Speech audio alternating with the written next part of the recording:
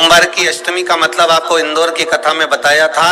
जिस दिन शंकर और पार्वती के मिलन का दिवस हो, और केवल एक माता पार्वती के अकेले मिलन का नहीं, 64 योगनिया तक भगवान शंकर से मिलने के लिए आती है। पीला चंदन लगा लेना। कितना लगाना है? बीच वाला जो पत्ता है उस पर पीला चंदन। जब आपको लगे कि मेरा जीवन बहुत कष्टमय है, अब ये रोग, अब ये कष्ट दूर ही नहीं हो रहा, अब ये आए दिन तकलीफ पर तकलीफ बढ़ती जा रही है, आए दिन रोग बीमारी, पैसा घर में बच नहीं रहा, बहुत कष्टमय जीवन है, इसमें लगाओ पीला चंदन बेलपत्री की बीज पत्ती पर। महाराज, और बीज पत्ती पर जब चंदन लग जाए, लगने के बाद में ये दोनों पत्ती पर लाल चंदन लगा लीजिए। इन दोनों पत्ती के बीच में जो डंडी का भाग होता है, आपको कहा था, आपको स्मरण में होगा शायद, हमने जब बेलपत्री की महत्वता बताई थी तो उस बेलपत्री की महत्वता में कहा था ब्रह्मा विष्णु महेश ये तीन हैं, बोला था।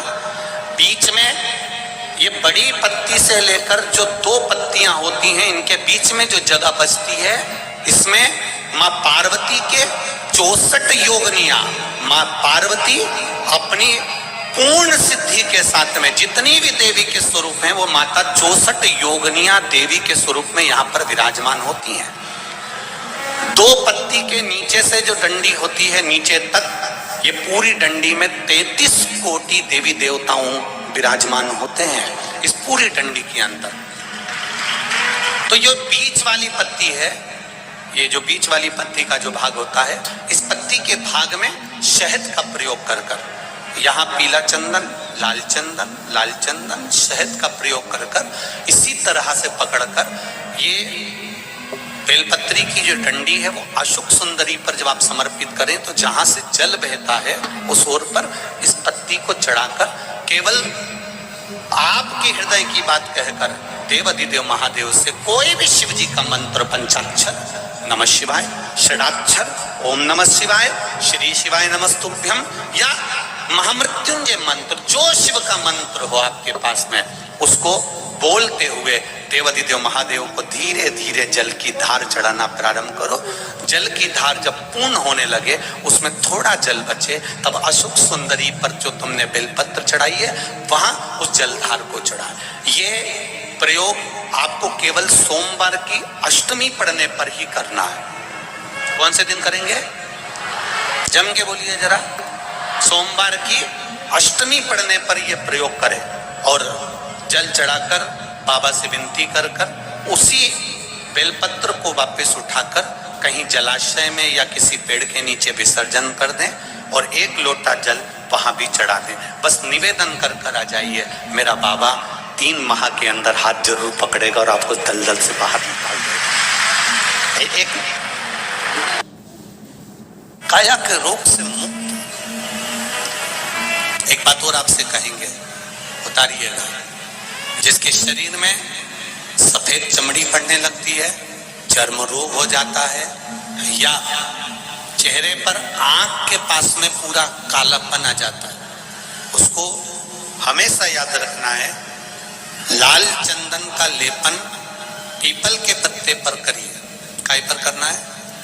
पीपल के पत्ते पर लाल चंदन का लेपन करिए। लेपन कर कर सोमवार की अष्टमी के दिन उसको लेपन कर कर वापस निकाल कर शंकर भगवान पर उसका धीरे धीरे त्रिपुंड बनाकर लेपन करना प्रारंभ करिए। जब आप त्रिपुंड बनाकर लेपन करना प्रारंभ करें, उसके बाद उस चंदन को जो सोमवार की अष्टमी है तब निकाल कर लिया है और निकाल कर लाकर उसको डब्बी में रख लें। उस चंदन का प्रयोग चर्म रोग के स्थान पर थोड़ी थोड़ी मात्रा में करना प्रारंभ करें, पानी के साथ मिलाकर।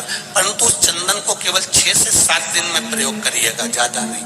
धीरे धीरे चमड़ी, परंतु उसको सोमवार की अष्टमी के दिन सिद्ध कर कर बनाना है। उसको सोमवार की अष्टमी के दिन चढ़ाना है श्री शिवाय नमस्तुभ्यम या ओम नमः शिवाय या पंचाक्षर मंत्र या महामृत्युंजय मंत्र, जो आपको आता हो, शिव जी का जो नाम आपको याद हो, उसको बोलकर चढ़ा। उसको लिया, फिर उसको अपने शरीर पर लगाना प्रारंभ करो। उसका फल आपको 15 दिन के अंदर धीरे धीरे धीरे धीरे प्राप्त होना प्रारंभ। लाल चंदन का प्रयोग शिव जी के लिए अवश्य। सोमवार के अष्टमी के दिन अशोक सुंदरी वाली जगह, सबको मालूम है ना अशोक सुंदरी की जगह, अशोक सुंदरी वाली जगह पर 7 हल्दी की बिंदी रख दी जाए।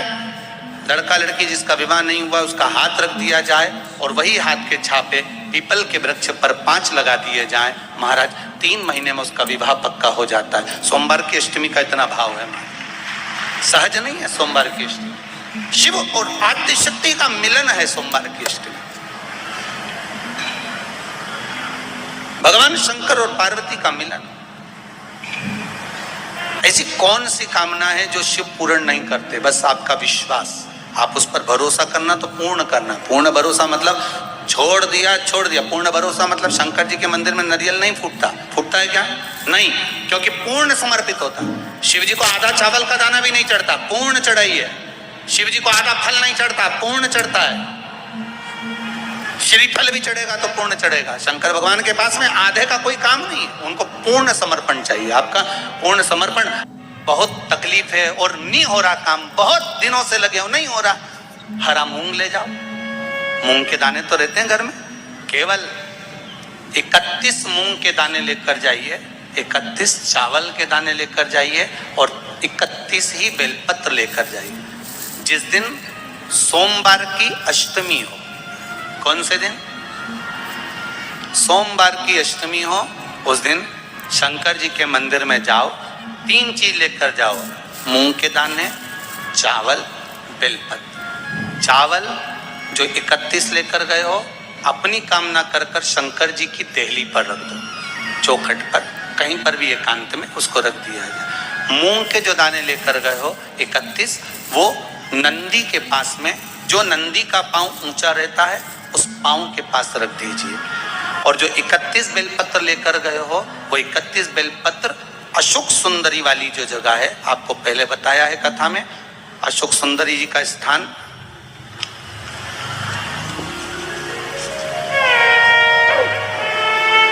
पानी बहता है, उसके बीच में एक मोटी सी लाइन होती है, जो शंकर भगवान की छोटी लड़की अशोक सुंदरी का स्थान है। शिव जी के 13 बच्चे हैं, 13 बच्चे में सबसे छोटी लड़की अशोक सुंदरी यहीं पर विराजमान होती है, जहां से पानी नीचे गिरता है। प्रत्येक शिवलिंग के सामने एक मोटी सी लाइन होगी, उस मोटी सी जो लाइन है अशोक सुंदरी, वहां पर जो 31 बेलपत्र लेकर गए हो, अपनी कामना कर कर पीला चंदन, लाल चंदन लगाकर उस पर समर्पित करते जाओ। उसकी डंडी जहां से पानी बहता है उस ओर होना चाहिए। आप निवेदन कर कर देखो, एक सोमवार की अष्टमी पर कर कर देखना, दूसरी सोमवार की अष्टमी आएगी, अपने आप आपका काम हो गया होगा। बाबा से निवेदन तो करो, क्यों भटक रहे? भोला सब दुख काटो, शिव शंकर जपो तेरी माला, भोले बाबा जपो तेरी माला, भोला सब दुख काटो। श्री शिवाय नमस्तोभ्यम मित्रों, हर हर महादेव। उम्मीद है आपको यह वीडियो पसंद आया होगा। इसी तरह के वीडियो देखते रहने के लिए हमारे चैनल को सब्सक्राइब करें।